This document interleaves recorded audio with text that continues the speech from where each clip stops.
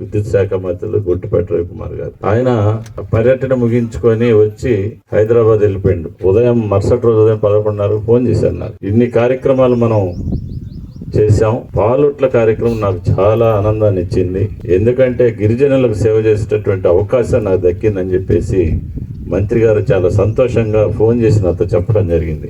ఇంకా ఏదన్నా సమస్యలు ఉంటే నువ్వు ఈ 4-5 రోజుల్లో వాళ్ళ యొక్క చెంచుల యొక్క సమస్యలు, సుగాలుల సమస్యలు, ఆ గిరిజన గూడాలు తండాల యొక్క సమస్యలను తీసుకొనిరా, మన ముఖ్యమంత్రి గారి దృష్టికి తీసుకెళ్ళి వారన్నిటికి కూడా ఇంకా ఏదైనా సోలార్ రైటింగ్లు కావాలన్నా, వ్యవసాయం చేసే బావులు ఉంటే, ఆయిల్ ఇంజన్లు ఉంటే వాటికి కూడా సోలార్, అదేవిధంగా బోర్లు ఉన్నా కానీ సోలార్ కరెంటు, ఇవన్నీ కూడా మనం ఇద్దాం, వాళ్ళ సహాయం చేద్దాం, నువ్వు అవన్నీ కూడా లెటర్లు తీసుకొని రమ్మని చెప్పి నాకు చెప్పడం జరిగింది.